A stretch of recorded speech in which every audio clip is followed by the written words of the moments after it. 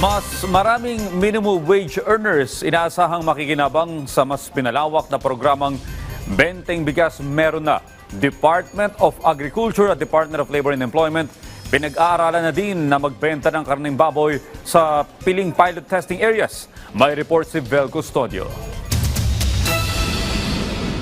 Pinalawak pa ng Department of Agriculture at Department of Labor and Employment ang target na minimum wage earners na makikinabang sa Benteng Bigas Meron Na program. Mula kasi sa naunang target na 120,000 minimum wage earners, aabot na ito sa 500,000 hanggang 600,000 sa katapusan ng 2025. Gusto natin na mas maraming makinabang dahil nadidinig natin napakaliit na bilang ng 100,000. Numbers are always relative, no? At gusto namin kasing ma-assure na kung sakasakaling ganyan ang bilang, yung sustainability ay narariyan dahil ayaw namin naman na parang ningas kugon lamang, isang beses lamang nagkaroon ng availment, pangalawang buwan, wala na. No?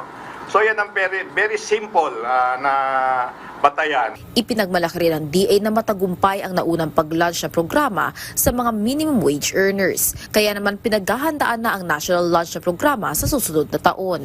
Successful talaga yung June 13 launch nung sa minimum wage earners na P20. It went very smoothly. We only have 6 months to go or 7 months para sa national launch sa 2026. So we have to push the system as far as we can get, push it hard para to serve as many people in the shortest possible time na kakayanan. Bukod sa murang bigas, pinag-aaralan na rin ng dalawang ahensya na magbenta ng karning baboy sa mga piling pilot testing areas ang Benteng Bigas Meron Na program para sa minimum wage earners. Kasama sa direktiba ni Pangulong Ferdinand R. Marcos Jr. na maging mas accessible ang murang bilihin para sa food security. Kukuha rin ng 6,000 tupad workers ang DOLE para sa manpower sa logistics ng 3,000 kadiwa sites. Bahagi po nung aming naging kasunduan o unawaan ni Sec. Kiko ay yun pong mga kadiwa stores ng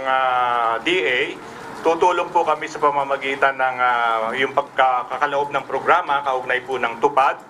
Nang sa ganon ay yung pong mga tutulong upang magman ng mga kadiwa center ng DA ay meron pong tatanggapin na minimum wage. Inanunsyo ng DA na ibabalik na nila ang paglalagay ng maximum suggested retail price sa imported na karning baboy. Malaking tulong ito sa pagbaba at pagbagal ng pork inflation. Definitely bababa ang inflation sa pork once if we implement this. Well, sabihin ko na sa inyo, kung malaman nyo na namin. Ang balak namin by first week of August i-implement ito sa cities, ano?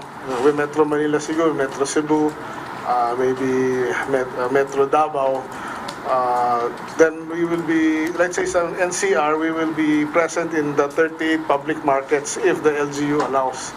Then yun, magbebenta na kami. Of course, sa Kadiwa, then sa mga sa DOLE accredited employers and organization. So doon natin gagawin yan. Patuloy rin ang konsultasyon ng DA sa mga local pork stakeholders para maiwasan ang pananamantala ng presyo sa merkado.